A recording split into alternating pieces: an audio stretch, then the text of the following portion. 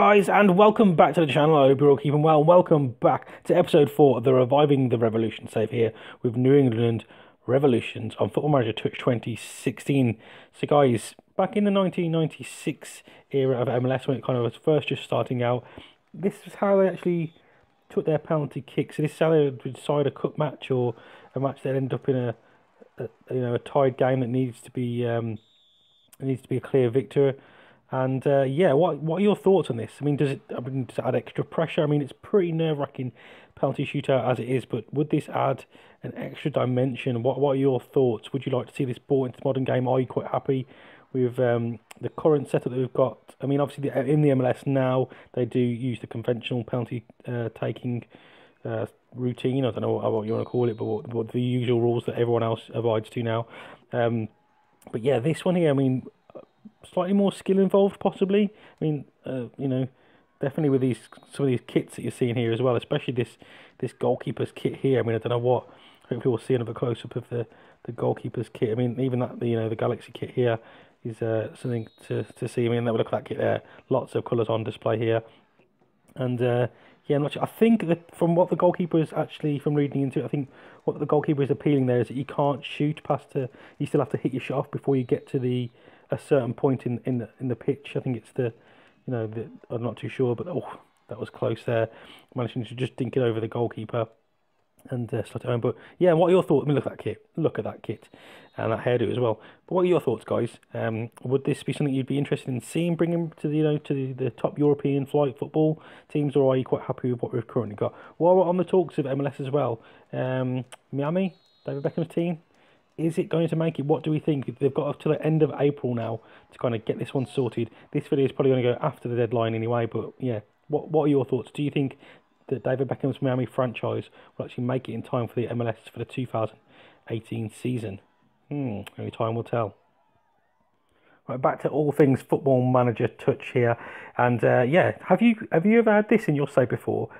Chris Tierney here has actually been rewarded for playing 3 matches in a row without getting booked. That one of his previous yellow cards has actually now been rescinded and stricken from the records, which means that he's got an extra yellow card he can get back till he obviously gets that kind of 5 yellow cards to a suspension. So I've not actually seen this before. I didn't know it was a thing. So yeah, I've been playing Football Manager for quite a long time. Maybe I've just not had a player who's been on any good behaviour or anything. But yeah, have you had this happen in your save?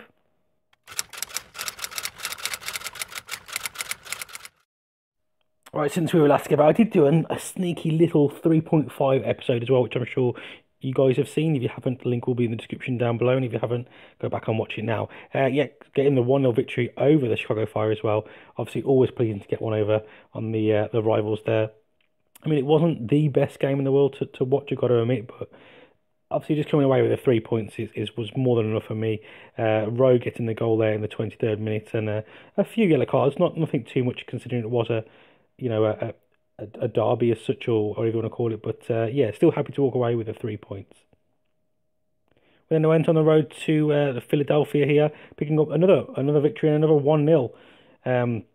Again, not the most enthralling game to watch, but still walked away with the 3 points, which is always good when you don't play overly well, but still managed to walk away with the game with the 3 points. Blas Perez getting on the score sheet in the 69th minute. Other than that, he's getting booked, and then Akpam as well getting booked. But yeah, other than that, not really a lot happening in this match. The defence did well against a very kind of well put together second half performance from Philadelphia, but yeah, the defence stood firm and just wasn't letting anything through, and Tally Hall didn't really have that much to do in today's game, but once again, another 3 points in the bag. They returned home in a game where we actually picked up another 3 points and 3 goals this time. Teal Bunbury grabbing a brace in the first half, and Diego picking up a 3rd goal in the second half. I mean, Salt Lake really didn't put up much of a fight, if I'm going to be perfectly honest. It was a very one-sided contest here. As you can see, 24 shots, only 7 of those on targets, which is slightly annoying, but we still got into decent opportunities, and we still managed to put 3 of them in the back of the net. The defence, again, not really put under too much at all. It was just very, very one-sided. Although the possession, they did have quite a bit of possession, but it was still us who managed to come out with the 3 points. Then another 3 points on the board. Look at all these 3 points just tying up here. Lee Win with a goal in a very early goal, 6 minutes into the match. And yeah, very feisty game this one, to be fair. Quite shocked that there wasn't more yellow cards. Only the one yellow card.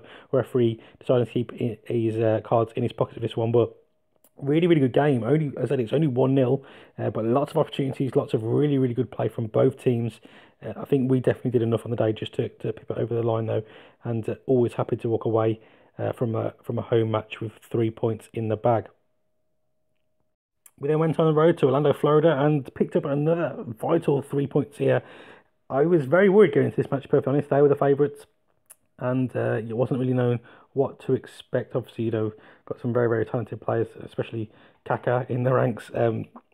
Yeah, 3 points. Blas Perez grabbing a goal in the first half, and then another very late on in the second half to pick up the 3 points.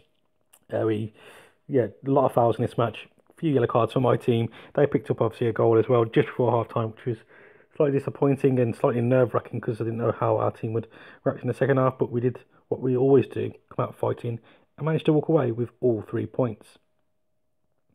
Dempsey was excited by the fact that we was in form, and obviously, picking up the victory against Orlando was another vibrant attacking football display, and he's singing my praises. So, Mr. Clint Dempsey, the American hero, thank you very much for your endorsement.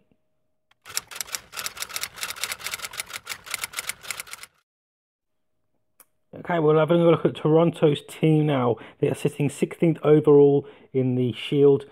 But yeah, like most teams, they always seem to be quite vulnerable to a very similar formation that they play, which is, yeah, I don't really understand that. Their most common assist area to obviously concede goals is down the right hand side, but they attack down the right hand side themselves as well. So that might be something that I need to look into and take into context. So have a quick look at their run of form here. We can see that they're in the Canadian Championship final against Vancouver. They won that match, but then 2 losses, a draw. Not the best run of form, to be fair. We're going to be perfectly honest here. Obviously, they're coming off the back of a win, so obviously morale could be slightly higher than what it was. But yeah, before that, look at that. They beat Chicago Fire as well. So Chicago Fire not having the best of seasons maybe so far.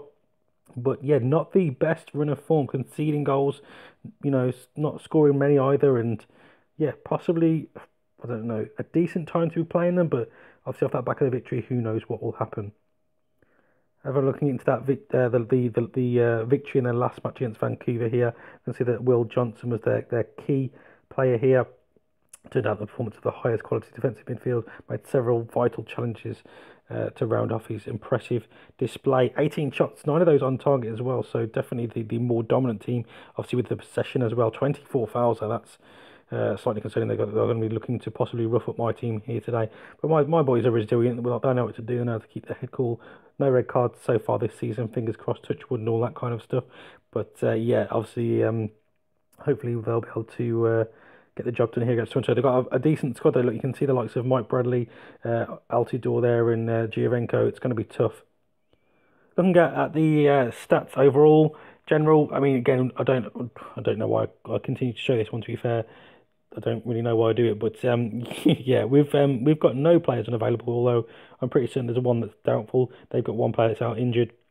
Look at their average player wage compared to mine, though. They are paying some pretty hefty wages over there in Toronto compared to my measly amount there. They're slightly heavier. Height is bang on as well, and the average age is pretty much the same. I don't know if you guys use these screens much at all, but is this one you'd pay much attention to? I'm not. I mean, the weight one might be something that I don't know what you could do about it, but one that you might be concerned about. But do you use it? All positions. Let's have a look at the squad's overall attributes on here. Decisions. I mean, it's quite even really. They and work rate and team rate, team work rate and teamwork even. 2 ones that they win, as well as aggression, as we can tell from 24 fouls in the last match. But it's not obviously good when the opposition team has got higher teamwork and work rate than your team. But I mean, other than that, it's pretty well rounded off by both teams, both very even, and quite looking forward to this one. I'm hoping for an exciting game and some end-to-end football, and hopefully attacking football from both teams. And keeping 11 men on the pitch is key and vital, really. Then moving on to goalkeepers, I think it says, isn't it, really? I mean, other than agility there, which they do beat us by quite a bit, command of area, look at that, to dominating that one completely, handling on a par, reflexes, we win. Kicking, we yeah. I mean, that's all day long. Tally Hall. Well, overall, our goalkeeping prospects as a whole team, as this takes into account all of the players on your books. I'm not too sure if it counts reserves as well, or is it just first team. But as a goalkeeping unit, our goalkeepers overall are a better class than theirs, which is pleasing. Look at that commanding of error, 13-9, not even close, boys. So hopefully, if it comes down to it, our goalkeeper will be on top form today and possibly win us the match. Then move on to the defence tackling. I mean, this one is very close. More us than them though, which is always pleasing. They're slightly better at heading the ball than us, although our jumping reach is better, marking is better, which is obviously massively key to part of having a good defence. Positioning wise, which I don't think we've won at all this season on when I'm looking over these reports here. Strength, that's good key that we're good at jumping reach, marking and strength. Pace, they've got slightly more pacier players than us. I mean, we've got some pacey players at the back, which is good, especially when you've got the likes of Giovenco in the team, and but yeah, overall quite even that one. We then move on to the midfield, and yeah, doesn't look too good for us, does it? I think they win the midfield battle here. I mean, they've got some very talented players. I mean, Michael Bradley for one. What most people who watch not even MLS, outside of MLS. I mean, he's played in Italy, he's played in England as well. So a player that's known and played at a very high level and high standard of football. Passing wise, we just slightly edged that one, but then other than technique, I mean, it's all them. So slightly concerning. I mean, I've got a 3-man midfield, well, 3 to 5-man midfield as such, I suppose you could say, as in terms of the formation that I play. In a way, I suppose it's more 3 or 4-man than the 5. Although, as I do have that player playing off the striker, he does drop back and he's in support, so he will drop back and kind of get into that midfield as and when. I mean, I've got the one defensive midfielder. I don't know. This one could be bogged down in midfield. Then move on to the attack, and again, it's all them mostly. I mean, this isn't looking good. I mean, my defence was quite even, that one. So I mean, I don't know what to expect in this match. If they play to the best of their ability, this could be a pretty bad loss for us. But saying that, we're on a massively really good run of form. They're not. So these attributes and stats sometimes don't always tell the tale. We're on the back of 4 or 5 game victories now, where they've only picked up 1 victory out of their last 4 or 5 games. So we're the side that's in form at the moment. Attribute wise, they're looking the better team, but I mean, the boys are going to go for it. We're going for it. We're going for the win. I'm not playing for a draw on this one. I'm predicting a win as well for us.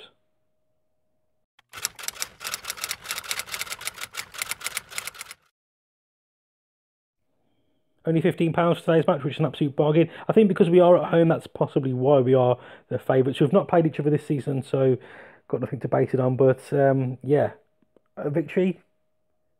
We do line up with the taking a look to the left formation. We do start off with Tally Hall in goal, ever present. We've got a back 4 of Farrell, Gonzalez, Barnes and Tierney. Scotty Caldwell sitting in that defensive midfield role. We've then got Rowe and Kofi as the midfield partnership. We've got my boy, ever present on that right hand side, Lee Win.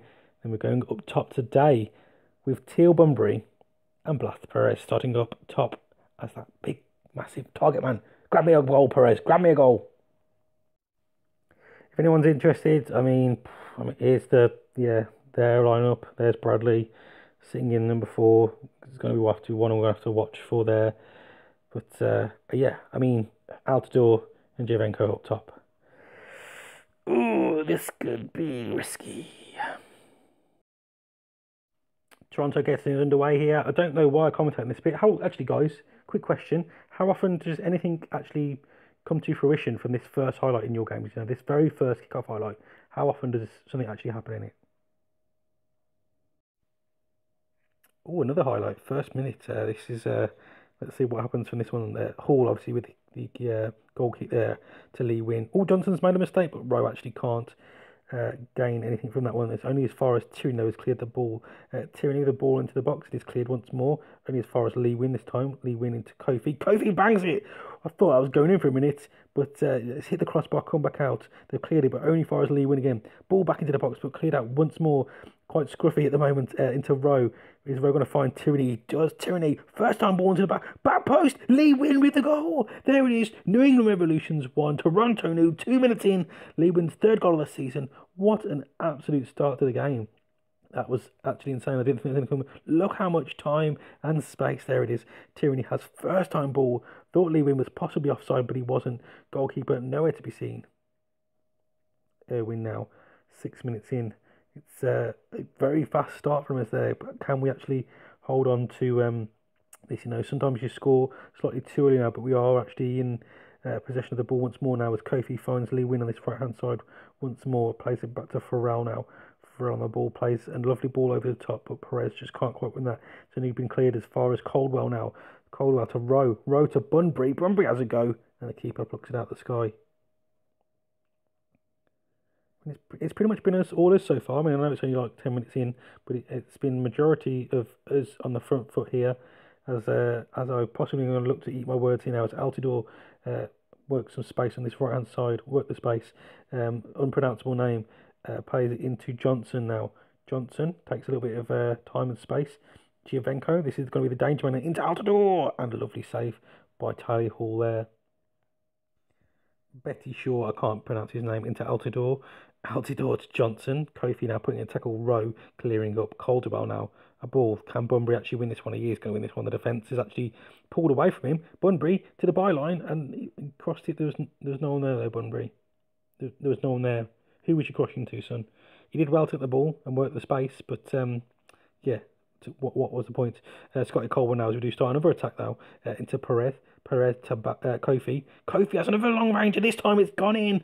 Finally, Kofi with an absolute screamer. That boy loves to have them long shots, and this time he stinked it in.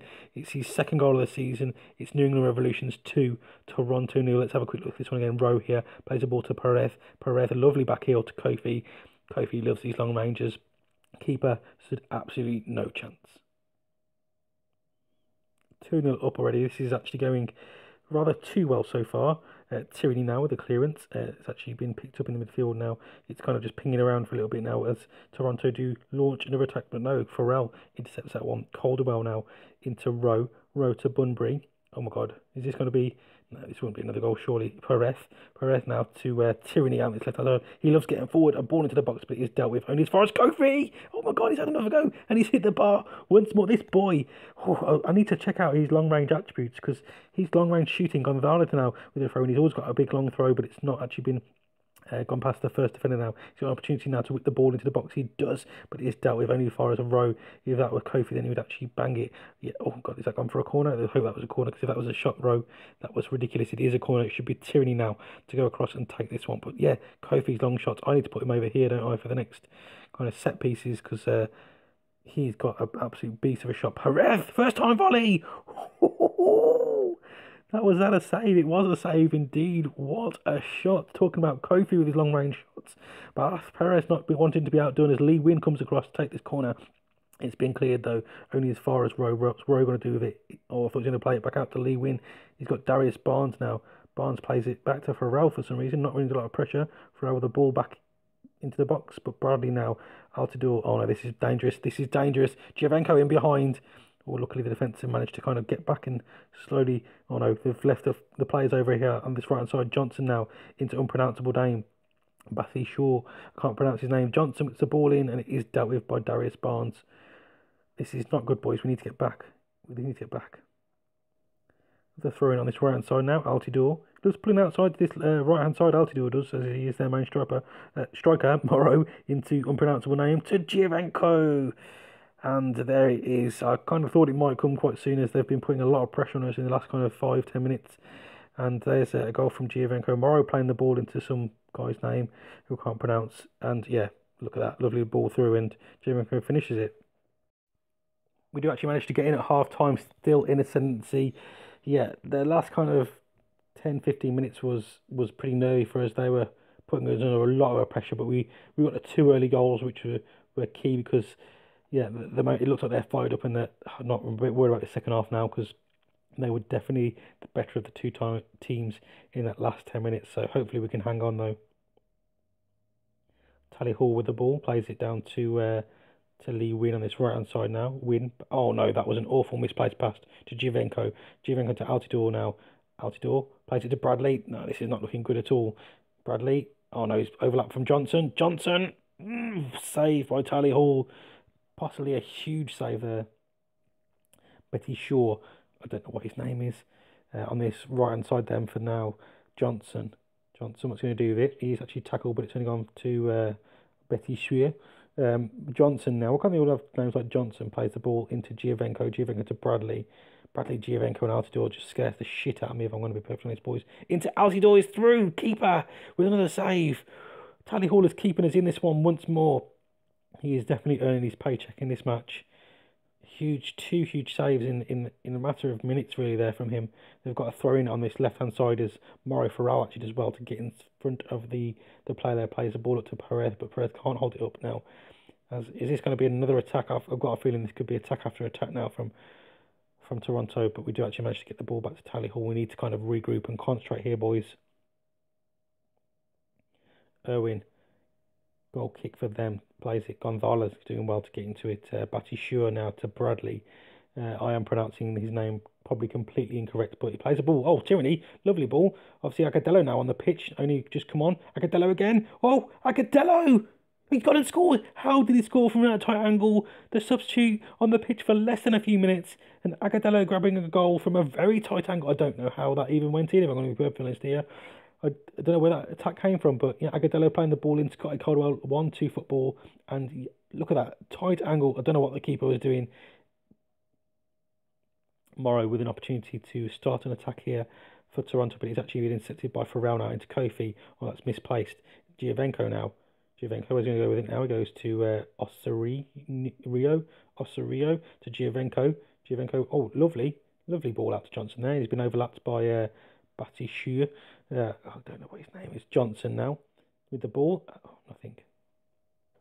Bradley. He's got quite a bit. He always seems to have quite a lot of time on the ball when he gets it. Oh, a lovely ball. Oh no, he's actually dealt with by Barnes now. Only as far as Johnson though. He's seen the overlap. He hasn't seen the overlap. He's in tons of space, but he plays it to Bradley now. But this guy on this side has got tons of space as well. Oh, fuck it. Shit. No. Do not throw this away, boys. Giovenco with his second goal of the game, 6th of the season. It's New England Revolutions 3, Toronto 2. We cannot throw this away now. I mean, look at that. A ball in. Oh, fuck. Fuck it. Come on, do not. We cannot throw this away. It's been all them. I've tried to. I mean, look at that. The goalkeeper's not even playing in goal anymore.